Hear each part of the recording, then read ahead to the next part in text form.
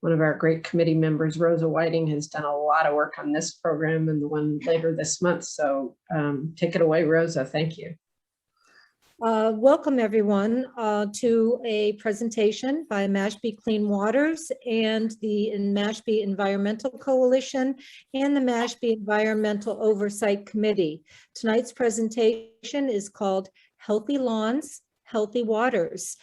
And we have 3 speakers for you this evening that will give all of their presentations, followed by a question and answer period at the end. So I would invite everyone to write your questions down and remember to ask them. Hopefully you can write them into the chat. If we don't get to all of the questions during our hour time slot now, we will answer them on our Facebook page.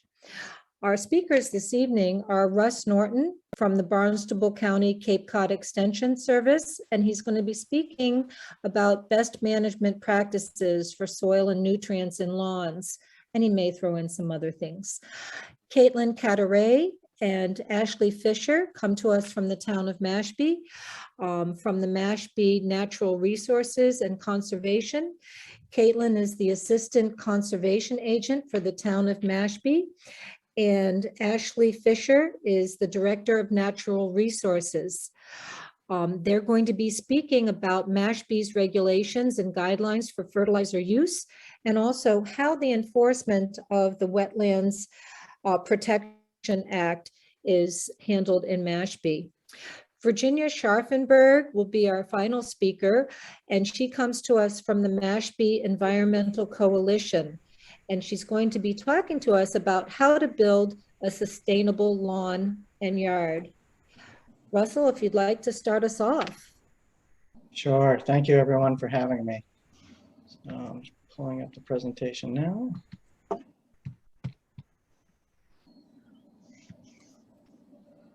Ooh. How's that? Can everyone hear me? And can you see my slides? So excellent. So my name is Russ Norton. I work as an extension educator for the Agriculture and Horticulture program as part of Cape Cod Cooperative Extension, which is a department of Barnstable County. And I also work as an extension educator for the UMass Landscape, Nursery, and Urban Forestry program. So, I generally deal a lot with folks in the industry as well as the public, and happy to talk to you guys today about your topic of healthy lawns and healthy water, and how we can manage turf and incorporate some best management practices. Of course, we have a short period of time here, so we're not going to dive in to any kind of depth, because each one of these topics could be in several hours long presentation. So we're going to do a quick overview here. So one of the things that I wanted to talk about is, what do we consider a healthy lawn? Something very basic. And so when I think of a healthy lawn, I'm thinking of one that has very dense shoot growth. So the above ground portion of the plants are dense. They also have a deep and robust root system, and that is tolerant to stresses while providing function and appeal to whoever it may be, a homeowner, a business, a municipality, and so on. And as part of that, what are some of the functions that lawns can provide? Well, they have the ability to reduce erosion. So we often use turf on slopes. They can capture and filter pollutants in the movement of water. They obviously provide areas for recreation as homeowners and beyond, and they increase our real estate values. It's really important that we think about them as a healthy lawn, and if we're not maintaining a healthy lawn, this is either from over-fertilization or in some cases even from under-fertilization. This can actually result in nutrient losses, particularly we're talking about nitrogen and phosphorus losses to the environment that will result in getting to our water bodies and environmentally sensitive areas. So we're going to talk about how we can minimize those and still maintain the lawns that we may or may not want. So if you are in the plant world, you probably heard this statement a lot in the past. So it's all about choosing the right plant for the right place. And this applies to grasses just like it applies to any landscape plant. And when we think about our turf and our lawns, our homeowner lawns, we're basically talking about 4 types of grass. We have Kentucky bluegrass, perennial ryegrass, the fine fescues, which are actually, we kind of group 3 grasses here, the red creeping fescue, red fescue, and chewings fescue, and hard fescue would all be grouped into those fine fescues, and then tall fescue. And if we think about them, we can think about them in many different ways, and we have some characteristics over on the left side and how those pertain to these particular grasses. So we can look at fertility, and these grasses actually have different fertility requirements. So some of them have medium to high requirements, and then you can notice here that the fine fescues have low requirements. So if we're thinking about it from a very basic nutrient standpoint, we're probably going to drift into the fine fescues because they might be the most ideal grass for most of our low maintenance home lawns. We can also look at the soils that they prefer. So Kentucky bluegrass likes a well-drained, moist, fertile soil. Perennial ryegrass, moist and fertile. Then you look at fine fescues, well-drained and infertile, and then tall fescues, again with a moist, fertile soils. And then we can look at some other characteristics that may be important for a specific site, such as shade tolerance. A lot of our turf grasses do not have shade tolerance. So when we grow them in the shade, they will do poorly, and in that case, they may actually contribute to nutrient losses. So what grasses have good shade tolerance? Again, the fine fescues do, and a little bit for the tall fescues. There are other characteristics that might be important for the specific site, such as drought tolerance and possibly even heat tolerance. There are more characteristics by which we would choose our grasses for our specific situations. In some cases, establishment might be a really important factor. Say you're going into a period where there's not a large window before winter or dormancy sets in, and you need to get grass established fast on a slope. So we'd be looking at those species that establish fast. Wear tolerance is actually a really important factor. And so this is actually about how we use our turf grasses. If you use your turf grass a lot, you need a grass that has wear tolerance. Some grasses don't have good wear tolerance. What that means is if you wear them a lot or use them a lot, they might actually not provide the function that they're there for. And we have some other factors here: compaction tolerance, recovery potential, and mowing frequency. Again, we don't have time to go into all these factors, but I just wanted to give you an overview of why someone might choose the specific grasses for their specific situation. And again, if we're talking about low maintenance situations where nutrients are concerned, we want to focus on using the fine fescues that are most appropriate for those situations. Another really big important factor is having a healthy soil. And so if we're going to have a healthy lawn, we need to have a healthy soil. And when I think of healthy soils, I like to think of these 3 overlapping spheres, one of them being the physical part of the soil. This is the texture. So we're looking at sand, silt, and clay particles and how they relay properties to our soils. We might also bring in the chemical portion, which would include the soil's pH and the available nutrients. And we can't forget the biological portion, which is extremely important when we're talking about the microbes present. We want an abundant and diverse microbial community with a lot of organic matter. Now, if we think about Cape Cod and its soils, we might have to deviate a little bit from the thought of healthy soil. So our soils are predominantly carver soils, and carver soils have some innate characteristics. And some of those characteristics include being excessively drained. So we saw well drained, but excessively drained is a specific characteristic. They are very rapidly permeable. They have a very low water holding capacity. So we saw many of those grasses that like moist conditions. Well, if you have excessively drained, low holding capacity for water, and a rapid permeability, those don't necessarily match up. Our soils are also, for the most part, infertile with a low nutrient holding capacity. and they are extremely to moderately acidic. So if we're thinking from just a basic sustainability standpoint and trying to reduce any amending that we're doing to our properties, again, these characteristics of our dominant soil type would match up closer to the fine fescues for turf than any of the other species that we mentioned. We also need to make sure that we're using good agricultural practices and good cultural practices for our turf. And some of them are very basic, but we often miss on a lot of these for folks. So one is mowing. Mowing is a fairly straightforward characteristic, but we often mow too low. And when we mow too low, we affect that shoot density. And therefore, when we affect the above ground portions of the plant, we also affect the below ground portions of the plant. So we want to make sure that we're keeping our grasses high in the 2.5 to 3.5 range. And I would say even with some grass species up to the 4-inch range during the middle of summer. And we also want to reduce the stress of mowing by removing no more than 1/3 of the grass at any one point in time. Again, an unhealthy grass is going to lead to the potential for nutrient losses to our environmentally sensitive areas. Another really important factor is returning grass clippings to our lawn. So lawns are really good at building organic matter, and organic matter is actually a foundational piece of healthy soil. So when we return our grass clippings to our lawns, that recycles the nutrients in our lawn, which reduces our nutrient needs. It helps build organic matter and overall improves the health of our turf grass or lawns. We also need to do a lot of work on watering.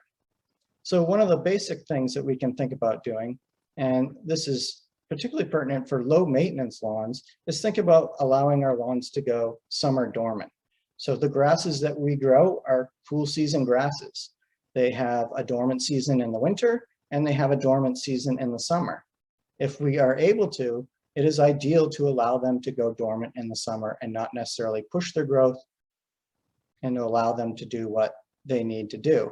That might not be suitable for all situations, but it is something that is generally desirable. If we do need to water, we need to make sure that we're watering correctly. And the key here is that we want to water deeply and infrequently. And what that does is that helps encourage deep rooting. And that's what we want from our plants. That will then provide us with drought-resistant turf grass and reduce the overall watering needs of our lawns. Of course, we want to incorporate other practices such as aeration, which is good for the root systems, and provide overseeding when necessary to keep that shoot growth dense. We also need to understand the fertility needs of our grasses. And when we talk about turf grasses, most of our nutrient management is based on nitrogen, because that is the single most important nutrient to our turf grasses, and often the limiting factor in growth. So here we can see our 4 types of grasses: Kentucky bluegrass, perennial ryegrass, the fine fescues, and tall fescue. And we saw this piece earlier, their fertility needs. Well, what does that actually mean in terms of amount of nitrogen? So if we look at the fine fescues, in a low maintenance fine fescue lawn, you might actually not require any supplemental fertilization for a healthy lawn. And one that it has maybe higher use and a little bit more wear, you might go upwards of 2 pounds of nitrogen per 1,000 square feet. The other species actually require a fair amount of fertility to keep them healthy. And when we're saying healthy, we're talking about a dense shoot growth and robust root growth. When we're fertilizing, we should be basing our fertility on what is actually going on in our soils. So the most basic thing here is to do a soil test. UMass offers soil testing services for relatively cheap. They should be done once every 3 years. And this way you're going to tailor your management program to exactly what your soil has. Therefore, you're not over applying, you're not under applying that would maybe reduce the quality of your turf. You're going to do exactly what is needed and avoid, simple things like phosphorus. We generally don't need phosphorus in our soils. So a soil test will prove that, and can be something that we can rely on. We need to reduce the fertilizer applications to the lowest possible level while maximizing the efficient use of nutrients through the proper cultural practices that we just talked about to eliminate any kind of waste and any type of losses. So to kind of wrap up the fertilizer piece, there's a lot of things that we could go and spend more time on, but I wanted to cover some things really basic. So one thing that we need to do with our fertilizer recommendations that we get from our soil test is then make sure that we're applying the appropriate amount. And this requires knowing the size of your lawn and having a calibrated spreader, very basic things. We need to understand that we should never fertilize dormant or inactive turf. So we talked about the fact that turf can be dormant both in the winter and in the summer. So we shouldn't be fertilizing during those times. We should never be applying fertilizer before a heavy precipitation event. We've had some very heavy precipitation events in the recent past and likely to have many more in the future. So we need to be really cognizant of when we're applying that fertilizer to make sure that it isn't making it to our water bodies. We need to keep the fertilizer off of impervious surfaces. So if you are applying fertilizer, you need to make sure that you get it back onto the lawn. Make sure that it's not ending up in our catch basins or walkways or driveways. We need to make sure that we're applying fertilizer at the correct time for optimum growth and optimum uptake, which for most low maintenance lawns is right now. So this is the ideal time of year to be fertilizing a low maintenance lawn that may only get fertilized once a year or maybe even less than that. We need to use slow release fertilizers or water insoluble forms of fertilizer, again, so that we're not providing quick movement into our waters and then potentially off-site movement. And we should always be cognizant of all those environmental sensitive areas, whether that's a body of water, a certain, something like a catch basin, drainage ditch. We don't want to apply fertilizers near or in environmentally sensitive areas. So that's kind of a really quick wrap up. I wanted to put this one resource here at the top. The Nutrient Management for Turf from UMass is a great compilation of all the best management practices, all the regulations for the state, the individual towns. You can also find information on the Cape Cod Cooperative Extension website. And if you have questions, you can reach out directly to me at rnorton@barnstable.org. But we also have a horticultural clinic that offers answers to the public's questions at gardeners@barnstable.org. So with that, that kind of wraps up my piece. Russ, thank you so much. I was wondering if it would be possible for you to copy and paste those links while the next speakers are presenting. If you could paste those links into the chat box so that people can grab them right away. I hopefully can do that for you. Thank you so very much. If you want to mute, and then thank you very much, Russ. And we will have questions for you, I'm sure, at the end. We'd like to now welcome Katelyn, Cadoret, and Ashley Fisher, who will be presenting now. Can you load up your slides? Are you all set? Yep. Excellent. Thank you.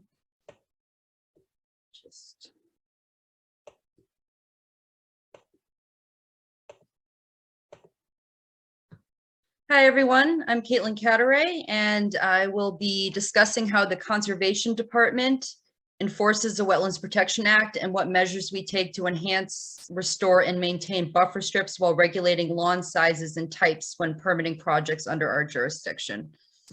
Just quickly, wetlands are areas where water covers the soil or is present for at least part of the year, and there's three different characteristics of soil. It's of wetlands. It's hydrology, the degree of flooding or soil saturation, plants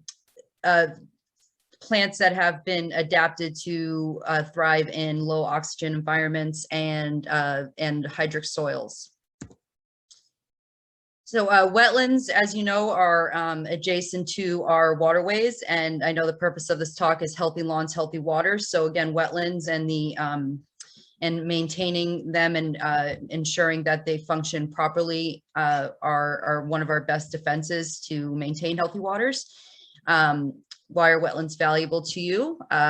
For the purposes of this talk, the protection of private and public water supply. Water quality is improved by removing nutrients, and also the protection of groundwater supply. They're reservoirs for rainwater and runoff.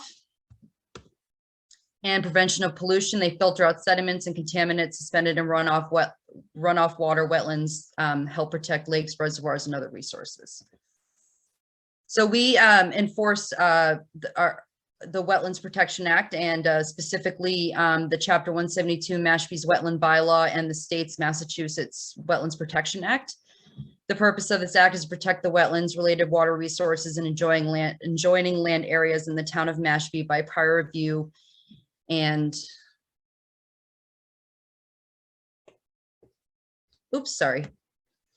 and activities deemed by the Conservation Commission likely to have significant or cumulative effects upon resource area values.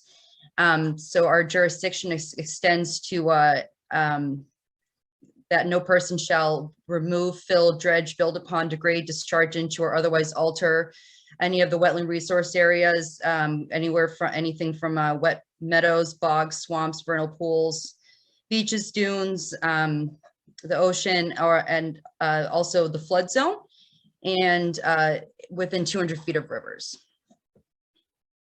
So the Conservation Department's role is to approve or deny permits for projects within our jurisdiction through bi-weekly public forums where we enforce, again, the Wetlands Protection Act or the Town of Mashpee, the Mass Wetland Protection Act and the Town of Mashpee's Chapter 172 Wetland Bylaw. So what I'll be discussing tonight is just the regulations that that we are empowered to enforce through the Conservation Commission to ensure that the wetlands are integrity is maintained. And one way we do that is by regulating the types and sizes of lawns, and also the buffer strips which should exist between lawns and any given resource wetland area. So this table you see on the right here does describe the different sizes of naturally vegetated buffer strips and the amount of sediment and pollution removal that is achieved based on those widths. So again, the more natural vegetation that you have on your property, the more likely you will be improving the water quality by uptake of nutrients and pollutants. Wetlands are also very good at uptaking heavy metals and other noxious substances. So on one of our main tenets, especially for undeveloped lots that get developed within the Wetland Protection Act, is that we do require a 50-foot minimum buffer strip to be maintained. And 35 feet is the minimum that we will accept. And as far as regulating the lawns that are allowed within wetlands jurisdiction, they do have to be comprised of native grass species, example of fescues and rye, and bluegrass varieties such as Russell was bringing up before do require a much more fertilizer use and maintenance in general, so they may not comprise more than 10% of the mix. 6 inches of loam is recommended prior to planting of a new lawn. And again, a buffer strip should be maintained between the lawn area and resource areas. So a buffer strip along the edge of a resource area will separate it from impacts from the lawn. And on a new lot developed under the Wetlands Protection Act, a new lawn cannot exceed more than 10% of the area of the lot subject to jurisdiction under Chapter 172. So again, that's within 100 feet of any wetland resource areas, inland banks, coastal banks, and within 200 feet of any riverfront. And a vegetated berm must be established between the lawn areas, and it may be as much as 10 feet wide and 1 foot high. Again, the depth of loam should be at least 6 inches, and a low impact fertilizer and maintenance plan should be submitted to our department. The fertilizer applications to be split, not before April 15th or after November 1st, which does also mirror the nitrogen control bylaw, which I'll bring up in a few slides. No more than 2 pounds of actual nitrogen per 1,000 square feet of lawn. Fertilizer shall be of a slow release organic variety. Increase volume. What's that? Hello? Okay. I think you're fine. I think you're fine, Katelyn. Okay, sorry. And at least 1/3 of the nitrogen should be in water soluble form. So again, in order to mitigate for impacts of development within the wetland resource area, especially if it goes within that 50-foot buffer zone, because some lots are just size constraints, we do require mitigation, which is the planting of a buffer strip. And as you can see by the chart here, it depends on the distance of the disturbance from the most landward resource area. And again, this is to recapitulate the wildlife habitat value and the water pollution control values associated with development of these lots. And again, does minimize the, or at least regulates the amount of lawn that can be installed on these properties. We also regulate development within the flood zone or land subject to coastal storm flowage. So for example, if you find home construction alters 500 or more square feet, compensatory planting may be required. 20% of the average depth of the lot must be left in a naturally vegetated state. And also landlocked lots, depending on their square footage, does also require a certain amount of vegetation to be retained on the lot. Again, vegetation that uptakes nutrients and does provide wildlife habitat value, which ultimately does affect our groundwater supply. We also can require compensatory planting for when people permit new docks, piers, and floats. In addition to other into other compensatory measures, wetland replication, shellfish propagation, shellfish seeding. So again, that's a way to kind of separate the lawns from the wetland resource areas by the installation of a buffer strip. And again, just to clarify, the buffer strips are prior to consisting of native vegetation, native to Cape Cod and native to coastal areas. We're also empowered under Regulation 3 to require up to 25 feet of buffer zone installation when docks are constructed as well. And again, to reduce nutrient loading to wetlands and enhance wildlife habitat. So naturally vegetated buffer strip, we do have a specific regulation around them specifically. They are continuous vegetated areas for the purpose of minimizing erosion, siltation, loss of groundwater, recharge, poor water quality, and loss of wildlife habitat. Again, they're usually 50 feet in width. We can require them to be larger. We also write into our permits that these naturally vegetated buffer strips must be maintained in perpetuity, that they are not allowed to be converted to lawns in the future. And also we do allow selective cutting within this naturally vegetated buffer strip with an application called vista pruning that does still, that does not interfere with the quality of the buffer strip. It's done in such a way that it's minimally impactful, but it does allow for views.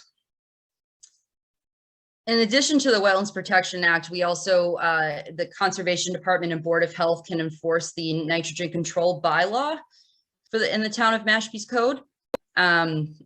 Again, the purpose is to conserve valuable waterways that increase our property values, protect our unique environment, and reduce the financial burden on taxpayers and property owners by regulating the outdoor application of nitrogen on turf. And that's again in response to the cost of sewering.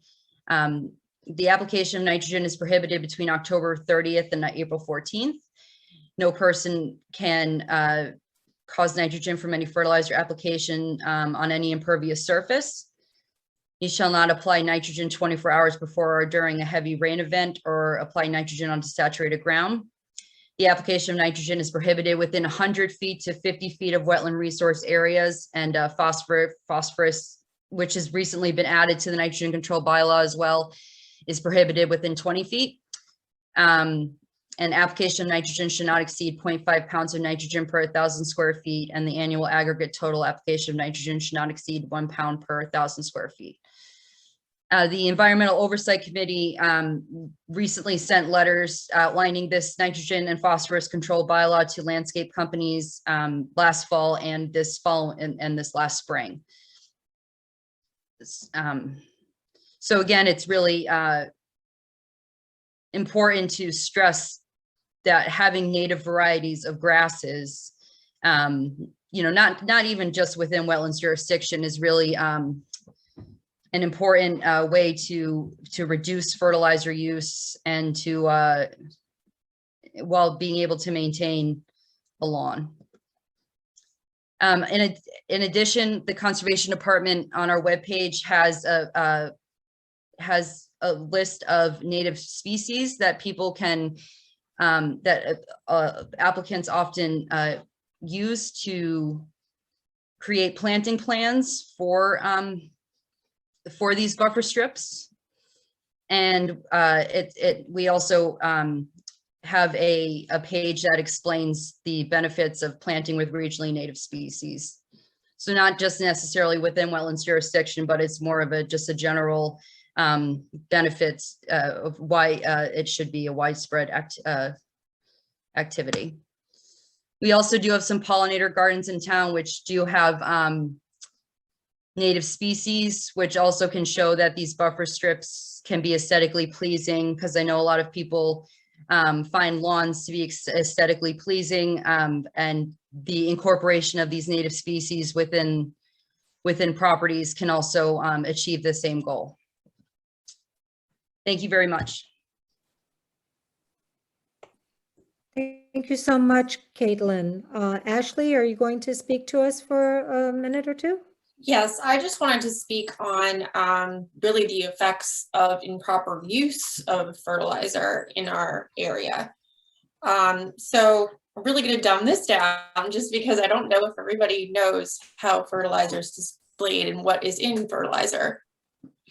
So fertilizer has three fundamental nutrients, that being nitrogen, phosphorus, and potassium. Fertilizers, or the common bag fertilizers that you can pick up at the grocery store, usually display the numbers in a set of three. The first number being nitrogen, the second number being phosphorus, and the last number being potassium. So those numbers are really what you need to pay attention for when you are looking at your soil chemistry, when you do send those samples into UMass Amherst or the Mass Extension. I think that they said their most recent price was $15 a test to send up there and get analyzed. And you really want to pick your bag of fertilizer based on your soil chemistry. And if you're not a soil scientist, you can look online. There's plenty of helpful tools. The state of Massachusetts has their regulations. It's 330 CMR from the Department of Agriculture and Agricultural Resources. Yes. And so phosphorus containing fertilizer should only be used when the soil test indicates that you need phosphorus. Like Russell said, and I just want to echo that, phosphorus isn't necessarily always needed on the Cape. We're looking for more nitrogen and potassium, nitrogen being the most important nutrient within these fertilizers. So I'm sure you all are aware that we had 2 cyanobacteria blooms and events on Mashpee Week B for the second year and on a Shumet after their first treatment of alum. So this just goes to show that we're still getting an input of phosphorus. Phosphorus is a limiting factor in freshwater environments. So when we apply phosphorus to our properties that abut freshwater, that's a problem if you don't have a buffer zone or if you don't know your soil chemistry. I've talked to a number of landscapers when we were discussing the lawn topic, and I wanted their opinion on what is a healthy lawn, should we ban certain nutrients, etc. Their biggest complaint is that homeowners are improperly using fertilizer. They'll buy the bag and they put it on, and it's usually 4 to 5 times just as much as what you need. They're also applying them to sandy bottoms where they haven't really gotten their established soil for a lawn. So they're just running through all the nutrients that they're putting on in our sandy soils, just make their way through to the groundwater, to the water. So really it's pick your fertilizer wisely if you decide to have a lawn, and technically you really don't need any phosphorus. So if you're looking at those bags, choose the one with the 0 in the middle. If I teach anybody tonight, pick the fertilizer that says 0 in the middle. If you live on a freshwater environment, phosphorus is not great to abutters on the freshwater waterfront. If you don't have a buffer zone and you have a lawn right down to the water and you're seeing runoff events or these high rainfall events, whatever wasn't taken into your grass species that you chose is ultimately entering our fresh waterways. So again, soil chemistry, what do you need? Buffer strip. And Katelyn said it perfectly, but a buffer strip is a dense perennial vegetation established parallel to the contours of, perpendicular to, the dominant slope of the field for the purpose of slowing water runoff, enhancing water infiltration, and minimizing the risk of any potential nutrients leaving from the field and reaching surface waters. That's their intent. Buffer zones are there for a reason. Don't cut your buffer zone in front of your property because you want to see the water. They're there for a reason. You can do vista pruning, like Katelyn said, 10 to 20% a year that you can take down with permission, but keep it there. It's the most important thing you can do if you live on the freshwater waterfront. We are seeing some declining fresh water in our town. It's a serious thing, and we need to change our practices. And as part of the town MVP project, we're going to be doing educational outreach. So this was a grant that we recently received within the town of Mashpee, and we're going to be giving informational sessions on how you can have a healthy lawn, how you can have a buffer strip, and how you can enact rain gardens within your yard. So that's pretty much it from me. And if you really want to learn anything, you can go to www.mass.gov/AGR. They give you the full CMR Chapter 130 and their great guideline. And then you can also refer to the town bylaws. But if anything, the state has the most comprehensive section probably in the country for nutrient and applicator instructions and guidelines, best management practices that have been put together by UMass Amherst. Thank you so much. Thank you, Ashley. I wanted to just draw everyone's attention to their chat box. A number of links have been put up for people's resources. That there's a link to the Environmental Oversight Committee control bylaws that Katelyn reviewed for us. There's a link to the Native New England Gardens. There's a link that's been posted for the UMass Turf publications and for the Cape Cod Extension Services.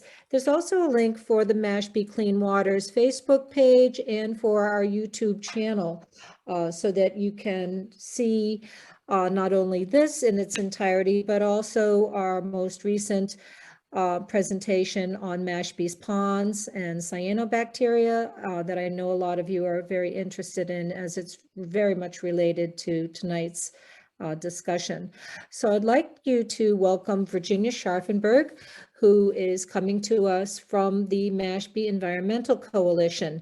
She also is a co-owner and horticulturalist for Talbot Ecological Land Care here in Mashpee, and is going to be giving us some ideas on some alternatives to the traditional lawns. Thank you.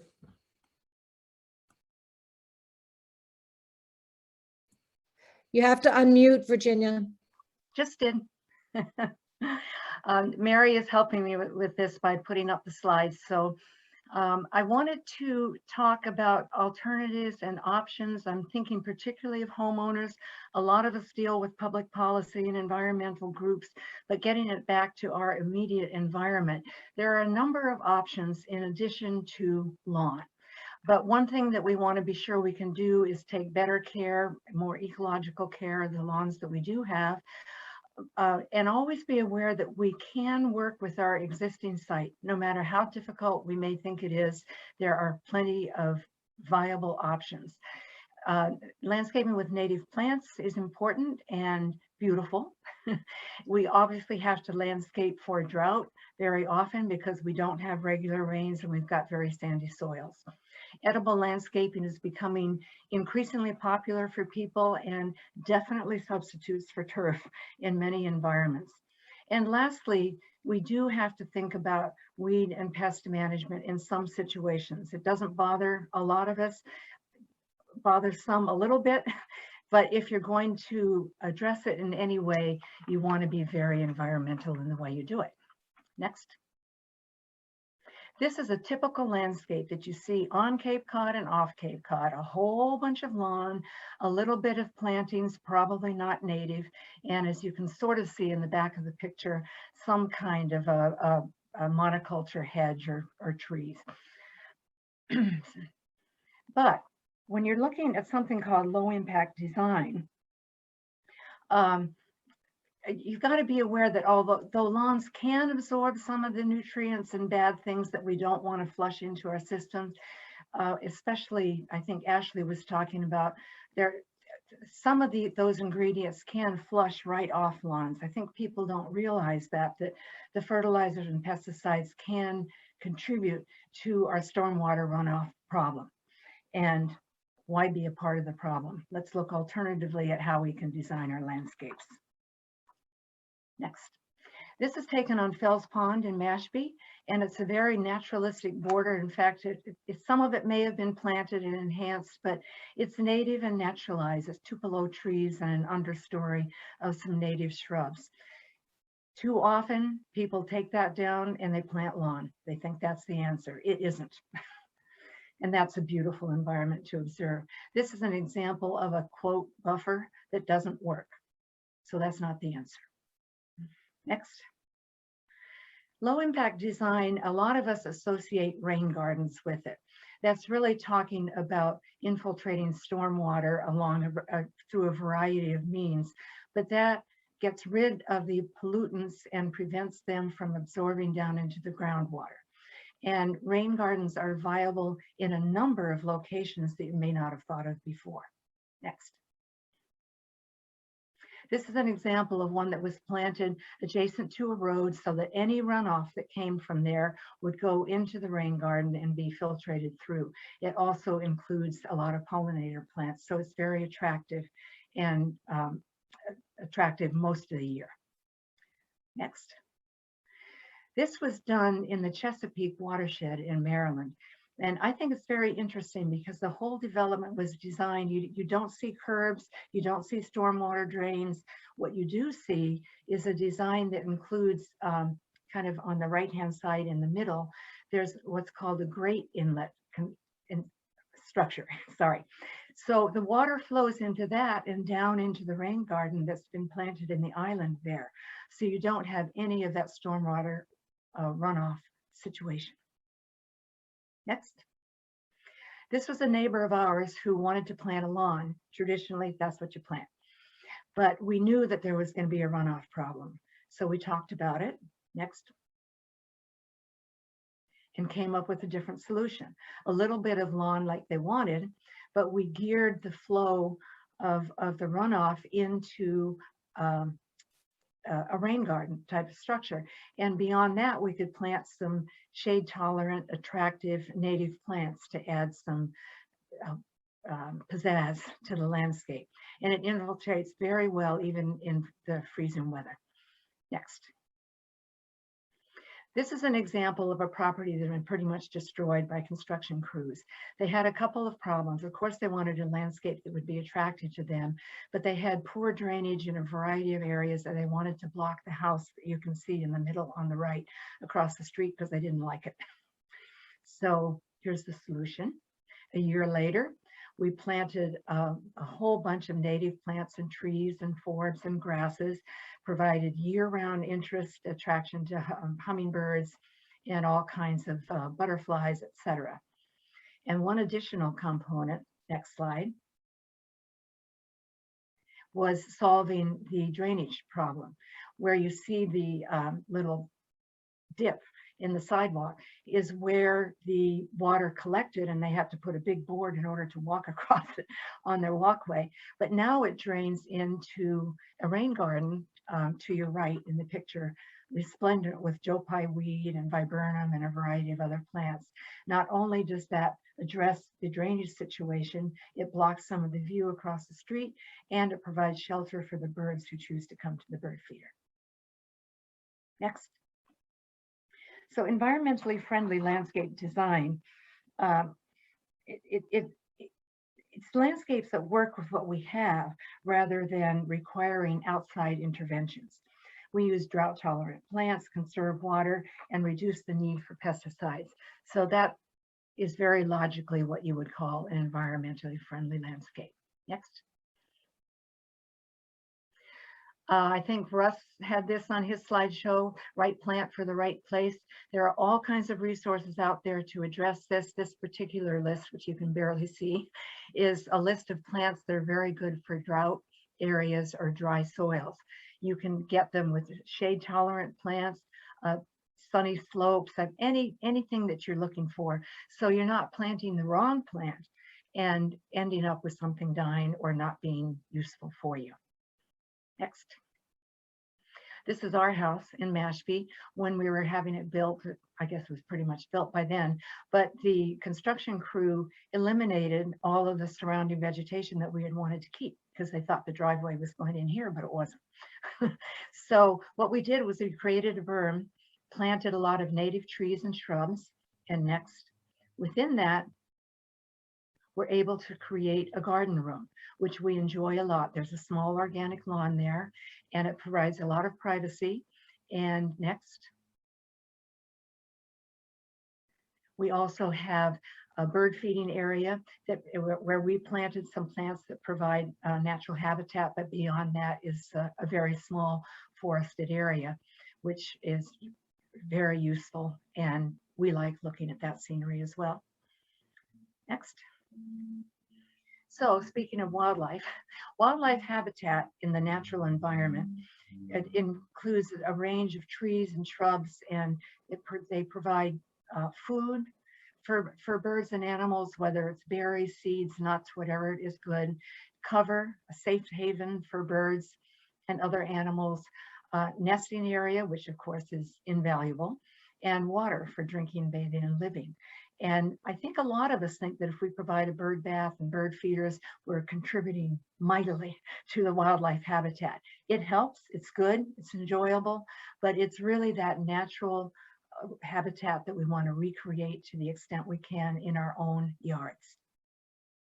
Next. This was a landscape where there was a sizable lawn, and they treat it organically, and they were worried because it fronts a pond. But they're taking full advantage of the forested environment you see in the back, which absorbs any nutrients that might be released. They planted some additional ornamental but native plants in front of that provided real enjoyment and pleasure for them to watch, and there was no harm to the pond. Next.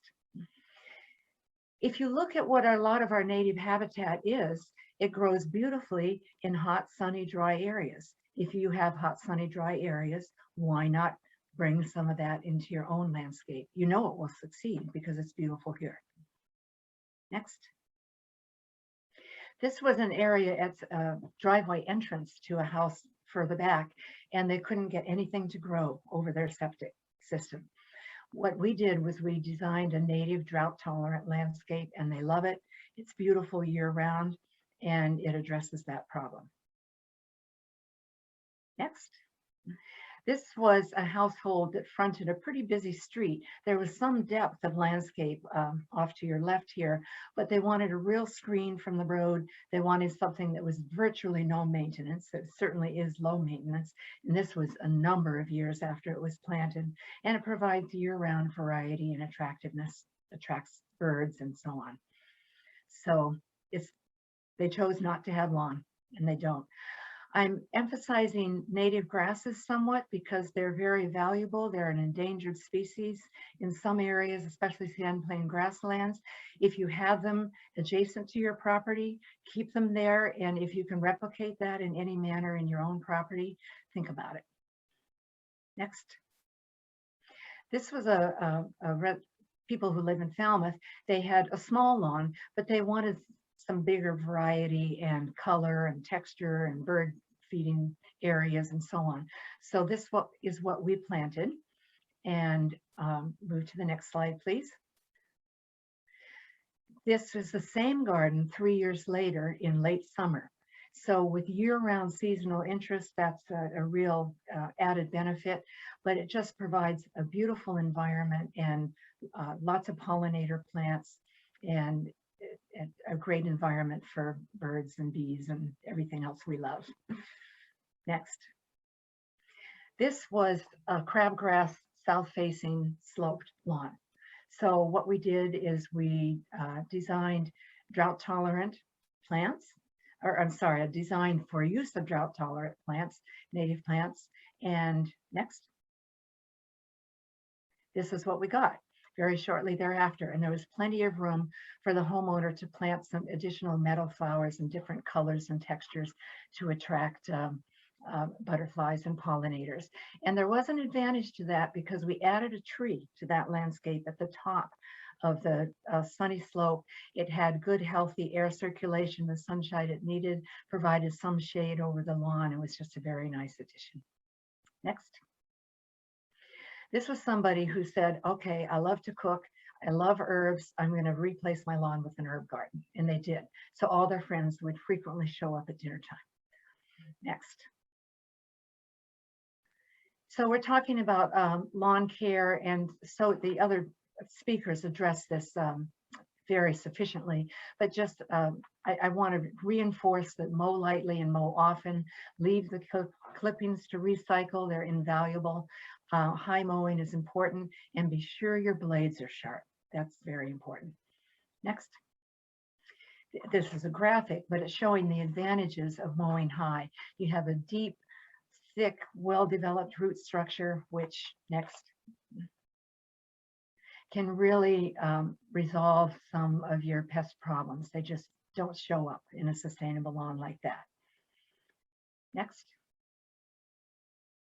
So the weed management, of course, you want to be as thoughtful as you can. Use cultural practices that reduce the need to do it. As you know, turf in the shade has fewer weeds. One advantage to mowing high is you can hide some of the weeds, so you just don't notice them. And hand pull what you can, spot treat only those weeds that bother you. In our company, we've had clients over the year who, for instance, loved violets. A lot of people consider that a weed. If you like it, keep it. Okay. And when we're talking about natural pest control, there are so many native insects and spiders, such as this one, that work when we don't see them working. We don't even notice where they are a lot of times, but they provide the natural pest control. You provide the habitat for them to live in. Next.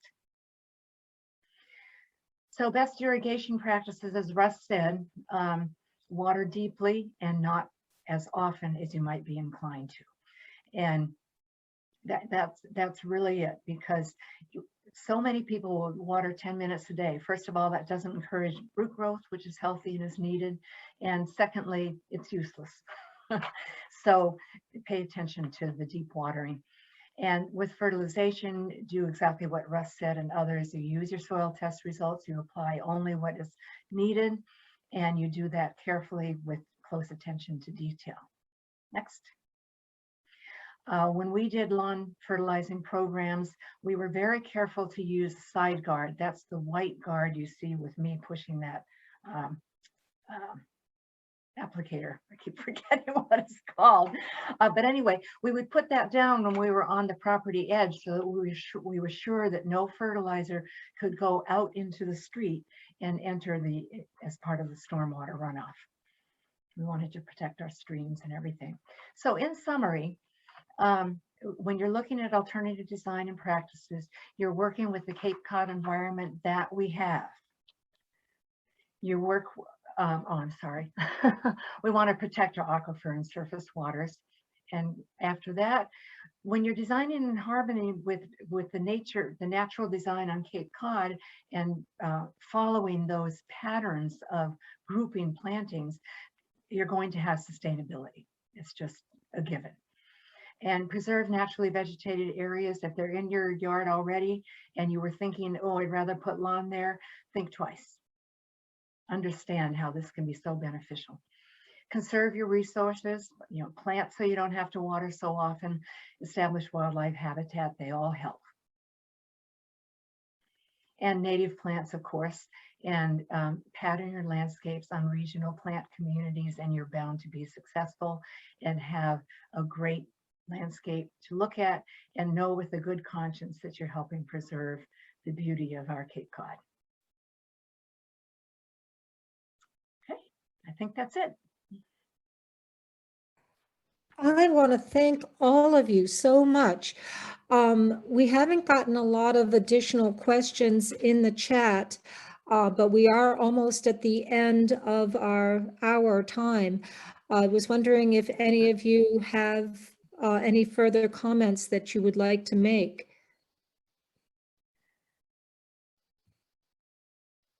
This was pretty comprehensive, and I really do thank all of you.